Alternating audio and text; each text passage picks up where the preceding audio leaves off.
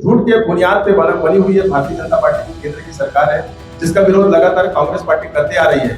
Petrol का rate कम करेंगे, diesel का रेट कम करेंगे और गैस सिलेंडर का रेट कम करेंगे। इस मुद्दे के आधार पे वो चुनाव लड़े, सरकार बना लिए, लेकिन आज स्थिति यह है कि पेट्रोल 100 रुपए से पार है, डीजल 100 का आंकड़ा छूने को है और गैस सिलेंडर तो 1000 से पार हो चुका है। भारतीय जनता पार्टी चुनाव के मुद्दे को ध्यान में रखते हुए जनता के बीच में एक भ्रम की स्थिति पैदा करते हुए उन्होंने पिछले 2 महीने तक चुप्पी बनाए रखी। जैसे ही चुनाव संपन्न हुए, बंगाल में उनकी जीत हुई, असम में उनकी जीत हुई, उसके बाद उनको ये तेल का संकट बड़ा भारी दिखने लगा और जनता को वो ज्ञान देने लगे। तथा कथित रूप से मंत्री लोग, कोई पैदल जा रहा है, कोई रिक्शा में जा रहा है, कोई इसमें जा रहा है, इसको देखने की आवश्यकता है कि कितने दिन ये चलाते हैं इस काम में। एक एक गाड़ी में 40-40, 50-50 गाड़ियों का काफिला भारतीय जनता पार्टी लगातार चलाती रही है। आप लोगों को याद होगा 2014 में जब भारतीय जनता पार्टी की सरकार बनी तो चुनाव के पहले जब पेट्रोल का रेट 75 रुपए था, डीजल का रेट 55 रुपए था और गैस सिलेंडर का रेट 440 रुपए था। इसी 3 प्रमुख मुद्दों पे भारतीय जनता पार्टी 2014 का लोकसभा चुनाव लड़ी कि हम पेट्रोल का रेट कम करेंगे, डीजल का रेट कम करेंगे और गैस सिलेंडर का रेट कम करेंगे। इस मुद्दे के आधार पे वो चुनाव लड़े, सरकार बना लिए, लेकिन आज स्थिति ये है कि पेट्रोल 100 रुपए से पार है, डीजल 100 का आंकड़ा छूने को है और गैस सिलेंडर तो 1000 से पार हो चुका है। तो ये वो भारतीय जनता पार्टी की सरकार है जो झूठ बोल के आज कुर्सी पे बैठी हुई है। ये 440 रुपए का जब सिलेंडर का रेट था तो भारतीय जनता पार्टी की एक नेत्री है स्मृति ईरानी, वो चूड़ी लेके घूमती थी। तो ये झूठ के बुनियाद पे बनी हुई है भारतीय जनता पार्टी की केंद्र की सरकार है, जिसका विरोध लगातार कांग्रेस पार्टी करते आ रही है, क्योंकि इन्होंने 75 रुपए से भी कम, 55 रुपए से भी कम और 440 रुपए से भी कम की दर में सिलेंडर, डीजल, पेट्रोल देने का वादा किया था और आज 2026 में स्थिति पूरी तरह से विपरीत है।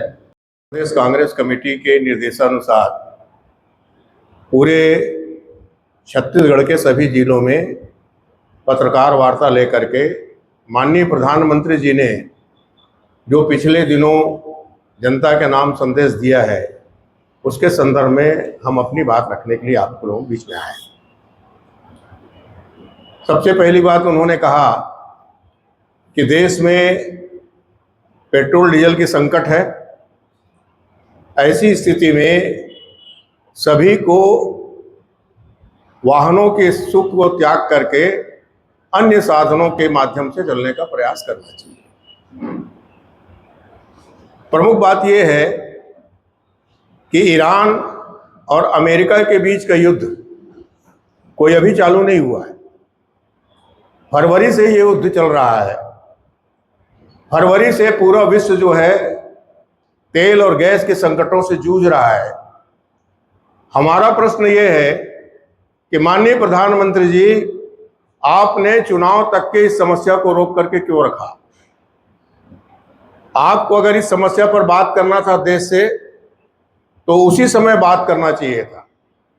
मगर भारतीय जनता पार्टी चुनाव के मुद्दे को ध्यान में रखते हुए जनता के बीच में एक भ्रम की स्थिति पैदा करते हुए उन्होंने पिछले 2 महीने तक चुप्पी बनाए रखी। जैसे ही चुनाव संपन्न हुए, बंगाल में उनकी जीत हुई, असम में उनकी जीत हुई, उसके बाद उनको ये तेल का संकट बड़ा भारी दिखने लगा और जनता को वो ज्ञान देने लगे। बड़ी मजे की बात यह है कि उनके निर्देश को सुन करके तथा कथित रूप से मंत्री लोग, कोई पैदल जा रहा है, कोई रिक्शा में जा रहा है, कोई इसमें जा रहा है, इसको देखने की आवश्यकता है कि कितने दिन ये चलाते हैं इस काम को। एक एक गाड़ी में 40-40, 50-50 गाड़ियों का काफिला भारतीय जनता पार्टी लगातार चलाती रही है और चाहे कोरोना का मामला हो, चाहे तेल का मामला हो, सारा ज्ञान जनता के लिए है, सारी बातें जनता के लिए है। मैं आप सभी पत्रकार बंधुओं को बताना चाहता हूं कि अभी अभी सरकार ने 3 रुपया प्रति लीटर पेट्रोल डीजल के दाम बढ़ाए। आज आप जाइए, भारतीय जनता पार्टी की सरकार केंद्र की सरकार और राज्य की खाद्य सचिव कहती हैं कि छत्तीसगढ़ में किसी किस्म के कोई पेट्रोल पंप ड्राई नहीं है, किसी किस्म के पेट्रोल डीजल की संकट नहीं है। मगर आप सब सजग पत्रकार हैं, आप लोग जाइए पेट्रोल पंपों में, देखिए कितनी भीड़ लगी है। अगर कवर्धा में ही 10 पेट्रोल पंप होंगे तो उसमें से 8 ड्राई चल रहे हैं। खेती का समय आने वाला है। फिर हमारे देश के प्रधानमंत्री जी ने कहा कि सोना खरीदना बंद कर दीजिए, सोना खरीदना बंद कर दीजिए। कहने वाले प्रधानमंत्री जी से पूछना चाहता हूं कि 2014 से 2026 तक की आपने ऐसी सरकार चलाई है कि लोग सोना बेचने के लिए मजबूर हैं, खरीदने की किसी का औकात ही नहीं। आज 1.5 लाख, 2 लाख, पौने 2 लाख और 2 लाख रुपए तक का सोना का रेट है। कौन खरीद पाएगा? आप इस तरह से बात कर रहे हैं जैसे सोना चांदी की दुकान में लाइन लगी हो और सारे लोग सोना खरीदने के लिए मरे जा रहे हों। अरे आपसे हमारा कहना यह है कि अगर इतनी चिंता है तो जो 15 लाख रुपया देने का वादा किए थे उसको मत दीजिए। विदेश का पैसा ले आइए। कहां है, किसका पैसा जमा है? जिसको लाने का आपने वादा किया था वो पैसा वापस ला करके देश के हित में लगा दीजिए। चौथी बात कहा कि विदेश यात्रा मत कीजिए। गोस्वामी तुलसीदास जी ने लिखा है, पर उपदेश कुशल बहुत तेरे, जे आचरहि ते नर न घनेरे। इधर ज्ञान दिया उधर निकल लिए। कल यूई में थे, कहाँ थे, और अभी 5 दिनों के विदेश यात्रा में हैं। तो ये सारा ज्ञान हमारे लिए है। सादगी से रहो, ये हमारे लिए है। वो दिन में 5 बार कपड़े बदलें तो ठीक है। वो 1000 रुपये किलो का मशरूम खाएं वो भी ठीक है। वो विदेश यात्रा में करोड़ों उड़ाएं वो भी ठीक है। विदेश से काला धन न लाएं वो भी ठीक है। गैस के दाम पे, महंगाई के नाम पे भारतीय जनता पार्टी ने सरकार बनाई है। आज आप सबके सब जो है घरेलू लोग हैं, सबका गृहस्थ है, पत्नी है, बच्चे हैं। आप मेरे को कोई भी एक जने उठ के बता दीजिए कि पिछले 12 साल में महंगाई में कोई कमी आई है। खाने का तेल मत खाओ बोलते हैं। अब बताओ भला, पानी से सब्जी को फोरन देंगे? अरे भैया, आपका तो परिवार नहीं है, आपको कोई चिंता नहीं है। मगर हमारी तो गृहस्थी है भाई। 1 किलो तेल ना सही, 1 पाव तेल तो लगेगा ही। मगर तेल के भाव सुनते ही लोगों के तेल निकल रहे हैं। इसकी चिंता करने की जरूरत है माननीय प्रधानमंत्री जी। हिंदुस्तान का आदमी बहुत सहनशील है, बहुत ही वो विचारवान है, आपकी बात को मानता है। आपने कहा थाली बजाओ, हमने थाली बजाया। आपने कहा शंख बजाओ, हमने शंख बजाया। आपने कहा दिया जलाओ, हमने दिया जलाया। बहुत सारे लोग पूछते हैं कि मोदी जी ये सब क्या करते हैं? तो मैं कहता हूं मोदी जी देश के मूर्खों की जनगणना करते हैं इसके माध्यम से कि कौन कौन अभी भी मेरी बात मानता है। तो भारतीय जनता पार्टी की नौटंकी जारी है। मंत्री लोग 1-2 दिन 1-2 गाड़ी छोड़ के निकलेंगे, हो सकता है उसके पीछे 10-12 गाड़ी रहती है। फोटो खींचते समय 2 गाड़ी रहती होगी, बाकी 10-12 गाड़ी पीछे रहती है।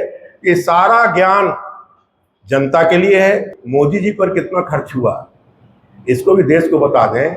मोदी जी की यात्रा में कितना अरब रुपया, करोड़ों रुपया खर्च हुआ, उससे भारत को क्या लाभ हुआ। अभी गए थे ना इजराइल जाने के बाद कितना फायदा हुआ देश को।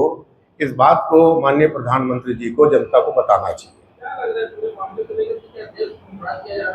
निश्चित रूप से देश को गुमराह किया ही जा रहा है। आपसे सीधी सीधी बात यह है ना कि कोरोना के समय हो चाहे अभी हो, आपको कहते हैं आप खाना मत खाइए, आप तेल मत खाइए, आप गाड़ी में तेल मत डलाइए, आप गैस का उपयोग मत कीजिए। अब वैसे भी वो विकल्प बता चुके हैं कि नाली में पाइप डालो और वहां से गैस बनाओ। हमने प्रयास भी किया मगर बना नहीं, दुर्भाग्य से। तो गैस सिलेंडर की लाइन लगाने के अलावा हमारे पास कोई विकल्प नहीं है। सरकार को चाहिए कि देश की जनता का सारा सुख आप छीन चुके हैं, मगर कम से कम जीवन यापन के साधन को कम से कम बने रहने दें। और नहीं तो फिर एक ही विकल्प है उनके पास। अगर हम जरा भी चिल्लाएंगे तो बोलेंगे हिंदुत्व संकट में। आप सभी पत्रकारों के माध्यम से मैं कहना चाहता हूं कि कांग्रेस पार्टी के सरकार ने माननीय भूपेश बघेल जी के नेतृत्व में जो सरकार बनाई थी, हमने 2500 रुपये देने का वादा किया था। समर्थन मूल्य में वृद्धि होने पर हमने 2640 रुपये दिया। कांग्रेस पार्टी हमेशा देश के साथ खड़ी है। देश की समस्या हमारी समस्या है, देश के लोगों की समस्या हमारी समस्या है। इस देश के प्रति कांग्रेस की अपनी जिम्मेदारी है और कांग्रेस अपनी जिम्मेदारी से कभी पीछे नहीं हटेगी। पेट्रोल का संकट भयानक है, चल रहा है कि आप मेरे से पूछ रहे हैं? आप पेट्रोल पंप में मिला क्या आपको? मैं तो अपनी गाड़ी में आया हूँ, 3 पेट्रोल पंप में घूमने के बाद मिला है। फार्मूला तो हमारी सरकार जब रहती, इस संकट से सबसे पहली बात तो मैं एक ही बात पूछ रहा हूँ, संकट है, सर्वदलीय बैठक बुलाना चाहिए, सारे लोगों से बात करना चाहिए और संकट के उत्पन्न होते ही इस बात को उजागर कर देना चाहिए। मेरा एक ही प्रश्न है और कांग्रेस का एक ही प्रश्न है कि आपने 3 महीने तक इसको छुपा के क्यों रखा? क्यों कहते रहे कोई समस्या नहीं है, और चुनाव होते ही समस्या कैसे खड़ी हो गई कि लोगों से आपको ये कहना पड़ गया पैदल चलो?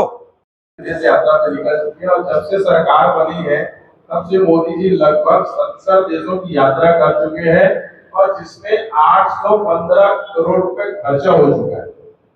वो शिक्षा देते हैं कि विदेश यात्रा ना करें और वो 15 तारीख से स्वयं विदेश यात्रा पे निकल चुके हैं, जिसमें लगभग 815 रुपए खर्चा हो चुका है।